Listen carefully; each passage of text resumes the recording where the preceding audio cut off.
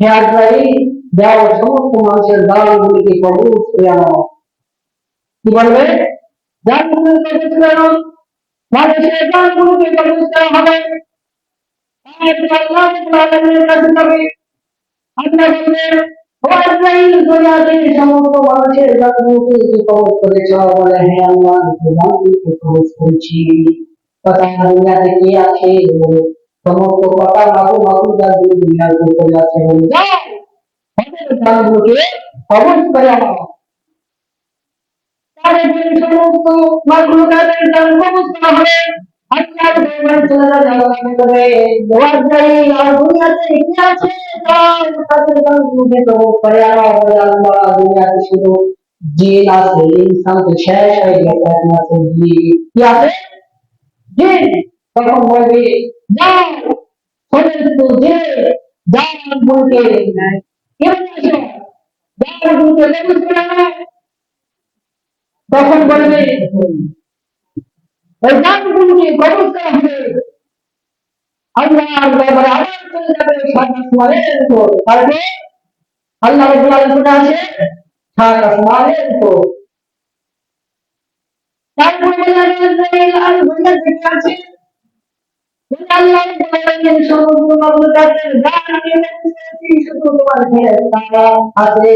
আর আল্লাহ তার বড় ফেরেশতা বিজ্ঞানী তাই আমি আজই বিস্তারিত আছে তো অনেক দুনিয়ার উপরে তারপর বলবে, ফেরেশতা আজই যাও, যত ফেরেশতা সমস্ত ফেরেশতার দানগুলিকে কবজ করে আনো।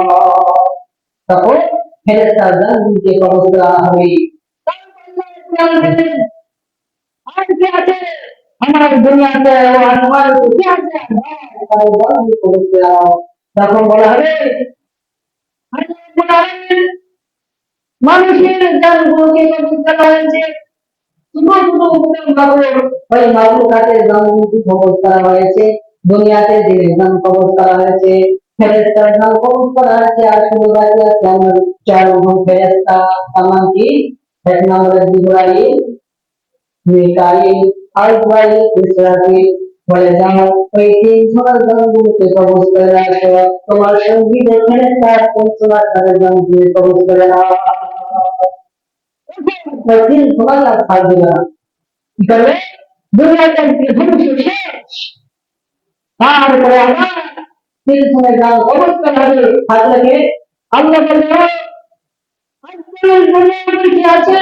দুনিয়া শেষ, হাসরের ময়দান শেষ। আমি সমস্ত ফেরেশতার দানগুলোকে কবজ করে নিয়েছি। আপনার সামনে শুধু আমি আর এখানে তারা কেউ না।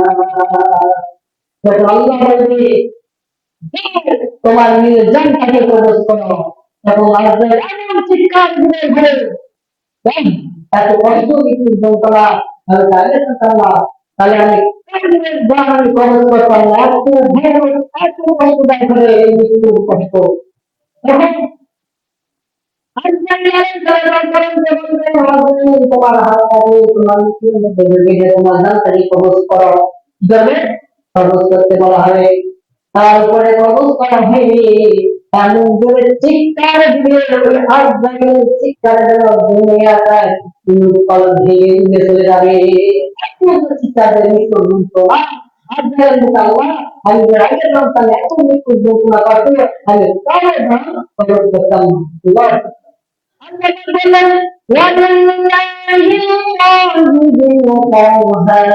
দুনিয়ার উপরে কার রাজত্ব আছে? কে আছে? দুনিয়ার উপরে কে রাজত্ব আছে? আমরা দুনিয়াতে সামান্য